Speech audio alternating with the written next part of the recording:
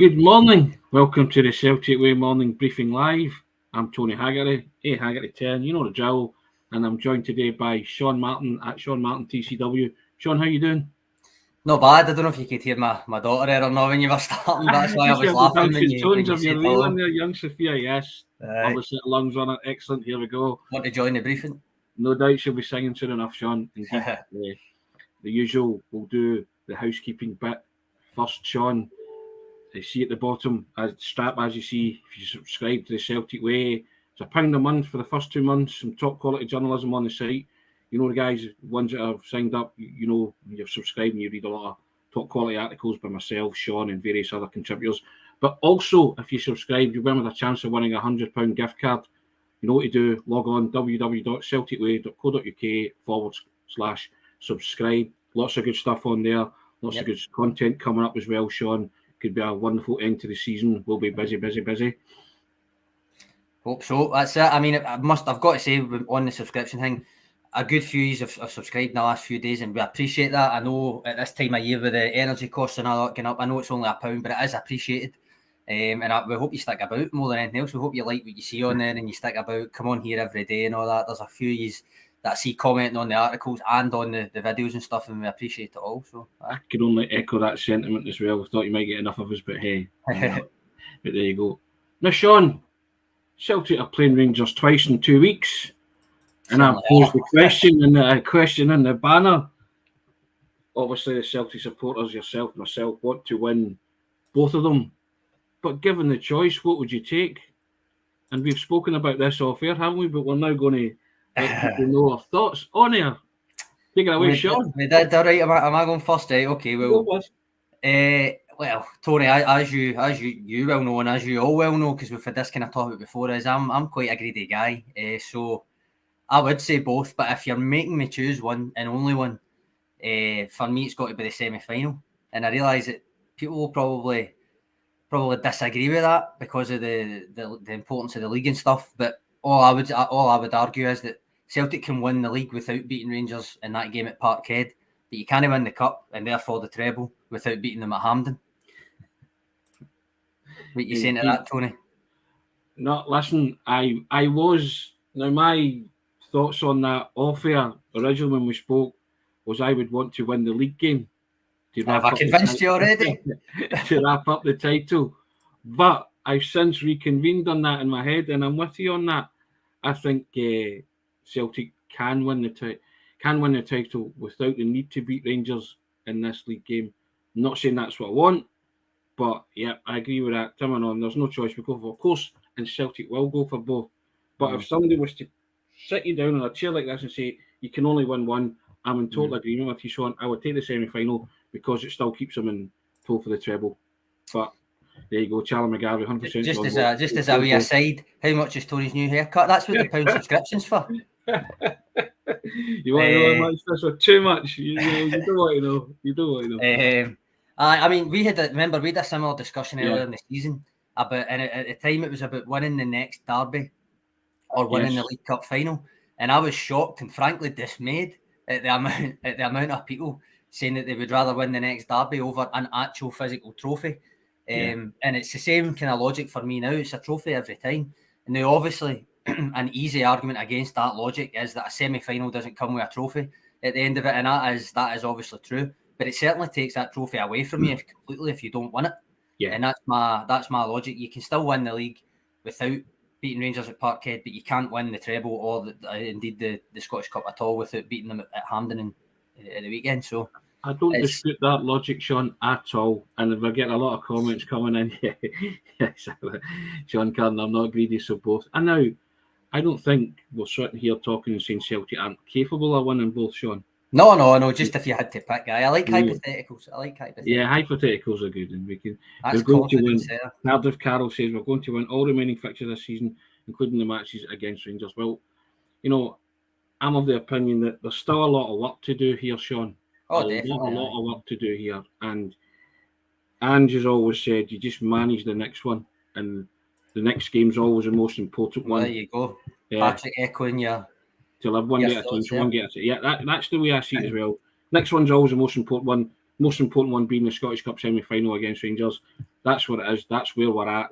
And also, if you want to keep your treble dream alive, you have to win. You have to go and beat them. So be it. Well, I'm more with this. 3 trophies. That's it. Is that 3 trophies? That 2 trophies? Actually, it's not. It's a timer, isn't it? It's a timer. Is you saying time's running out in the 3rd trophy? I hope not. I mean, that's just the way I think on it. It was the way I thought on it with the League Cup as well. I realised the importance, and the derby did have importance. I mean, you can see that it was the February derby was the next derby, so that was that has been massively important and vital in terms of the way that the league's panned out so far. But nonetheless, at the time, my logic was simply you're getting a trophy at the end of one of those games, and it's not a derby. So I was always of the opinion, take the League Cup. You can even afford to necessarily lose that next derby and still potentially win the league. So, I wanted to win both. At the time, I said League Cup final was a priority.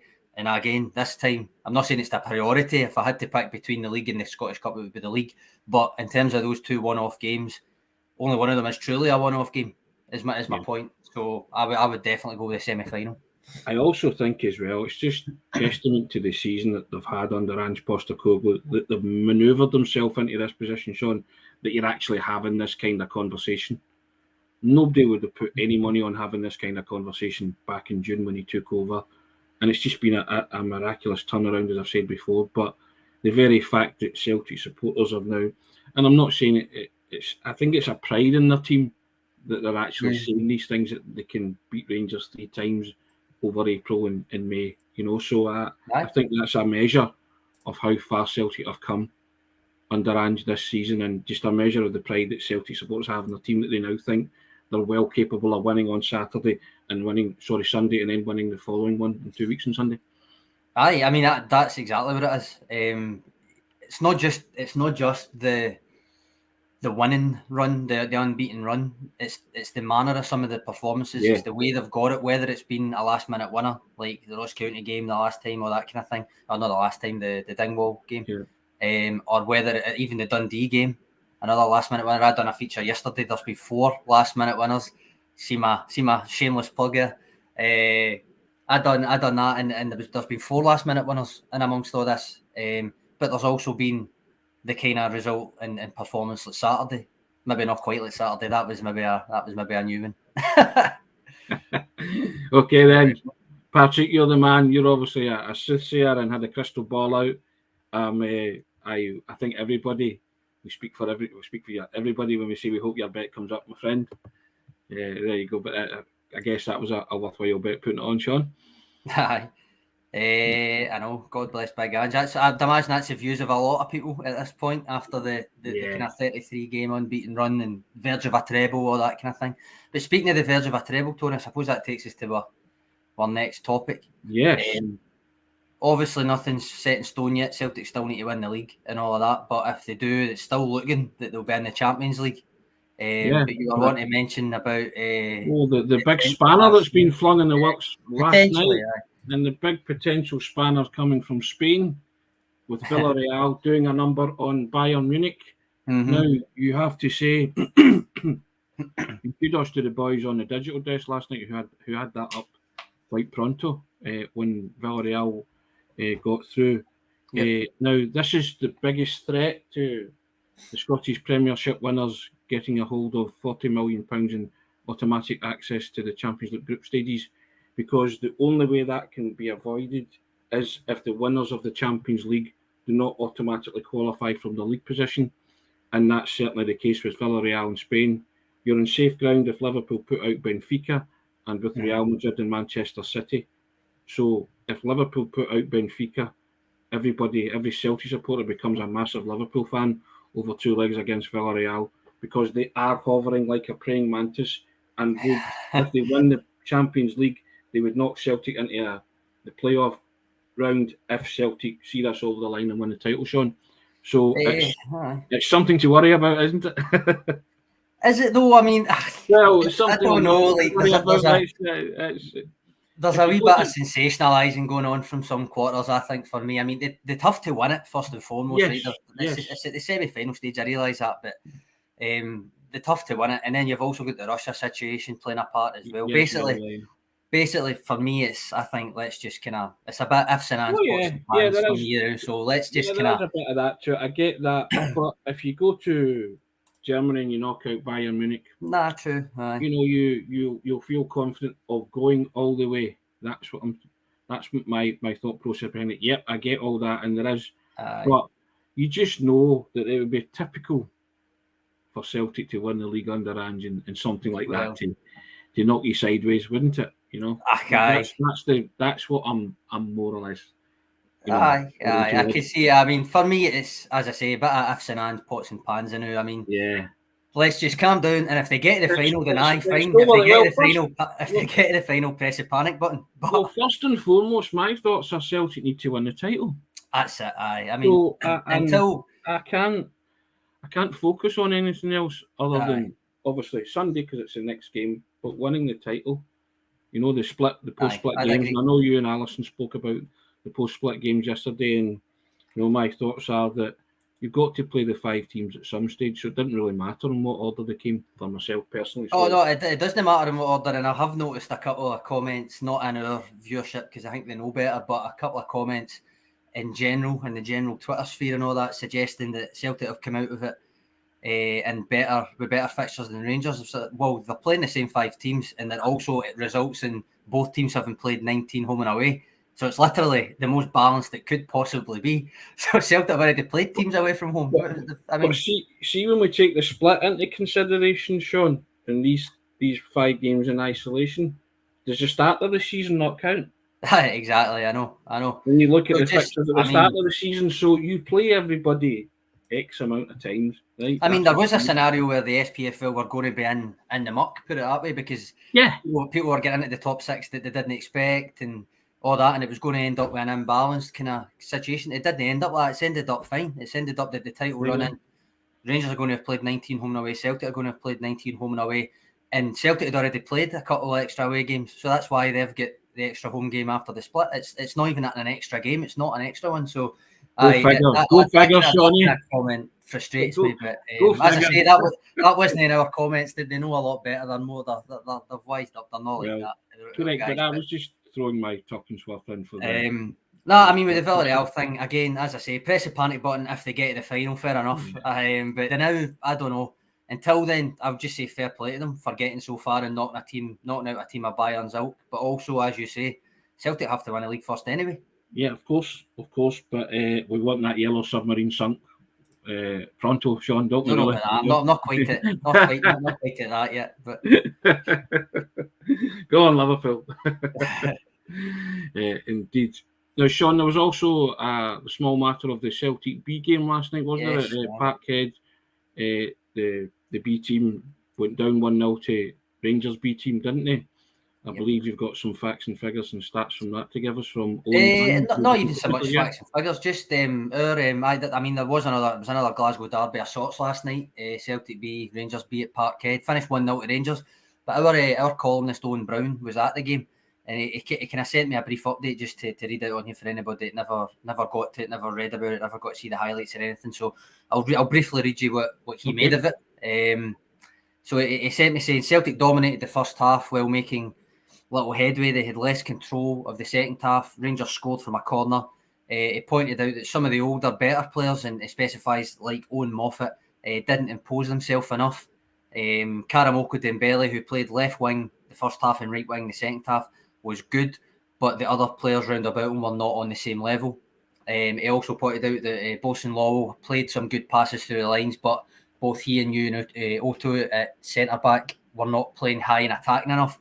So basically, he took away that Tommy McIntyre's subs weren't aggressive enough either, and that there was little in it, but it was quite poor from Celtic not to try and win it more in terms of their attacking tactics and what he called individual desire, and I presume in the fact that it was really, really quite highly pushed by the club, and there was a good attendance there at Parkhead and stuff.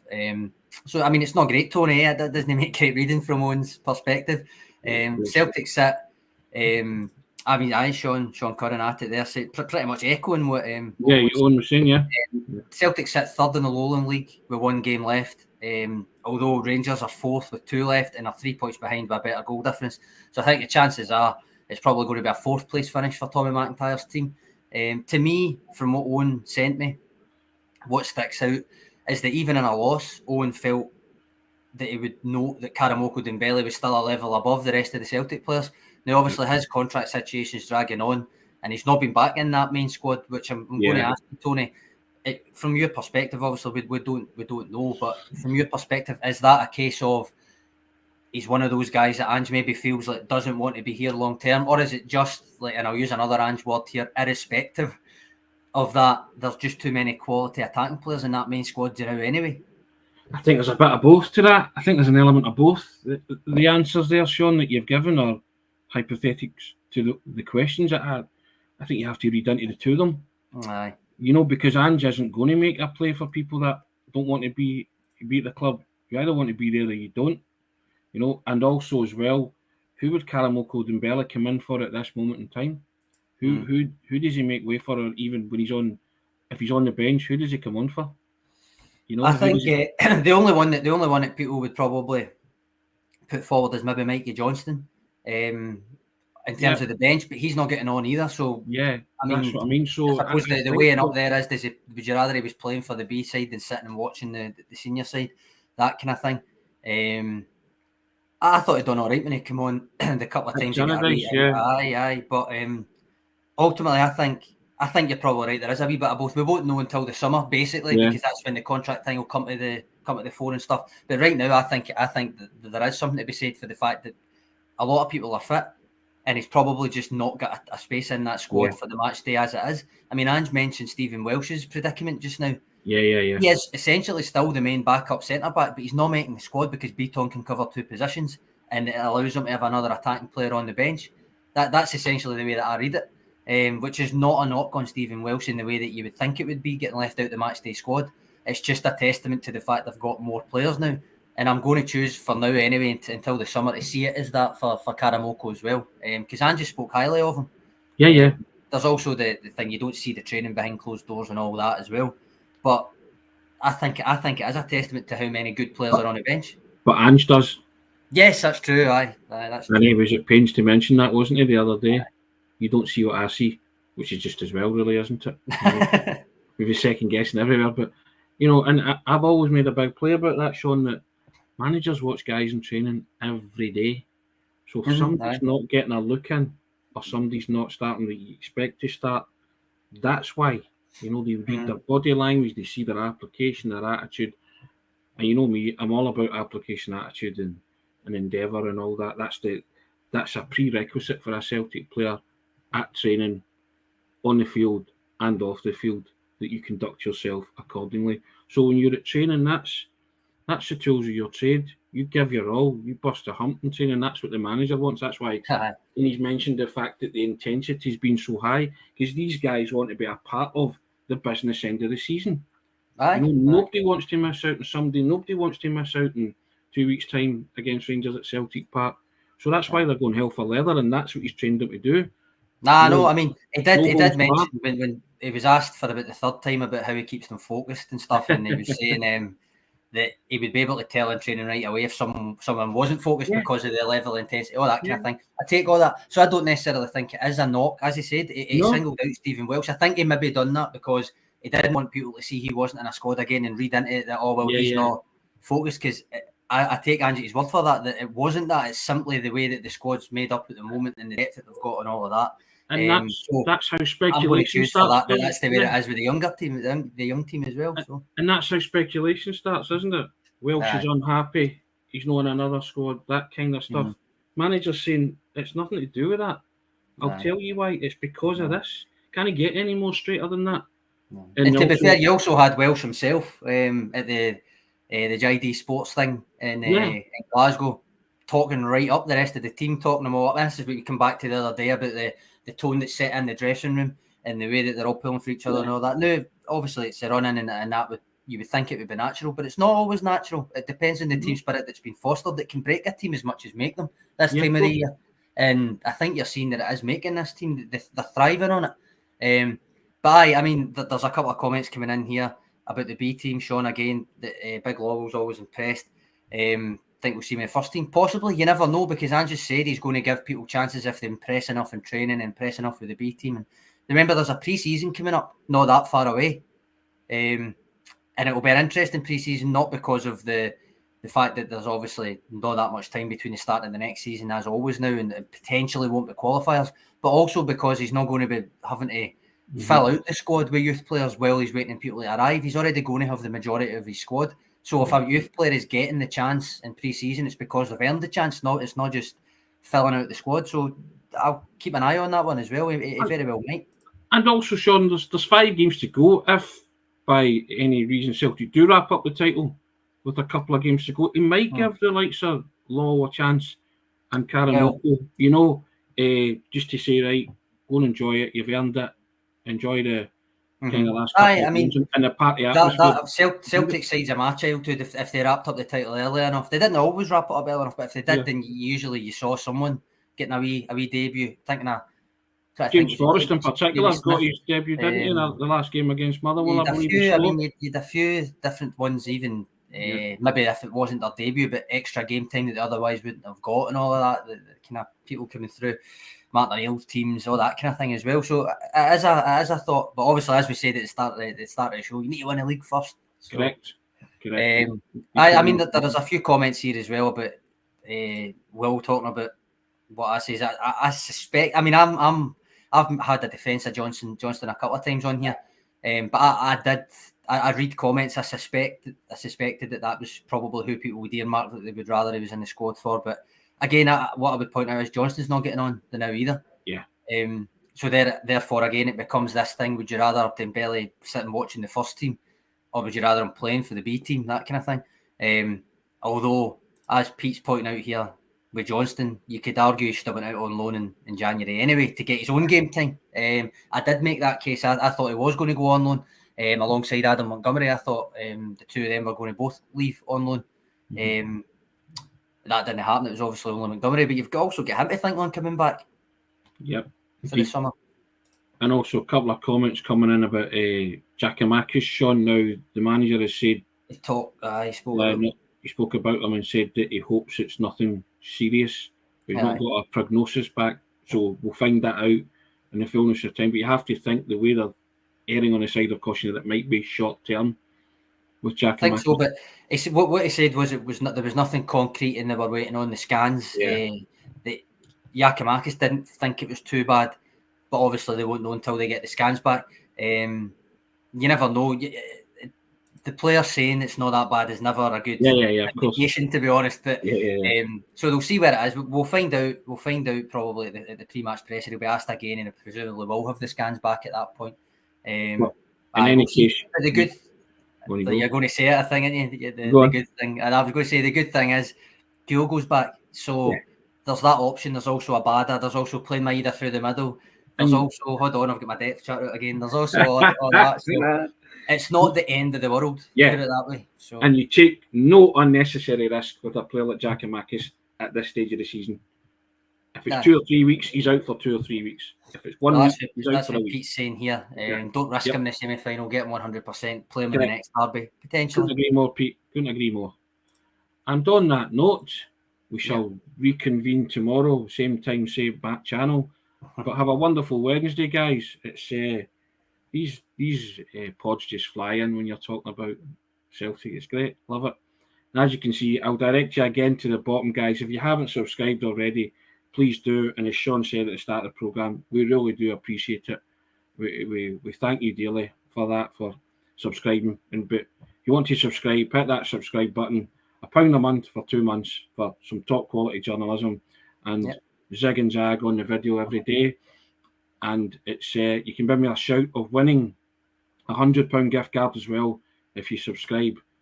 And that's which is worthwhile you're getting as well. And all you have to do is log on to www.celticway.co.uk/subscribe.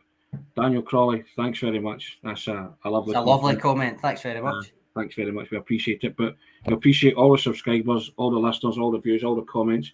We try as hard as we can to read all of them out, or most of them out.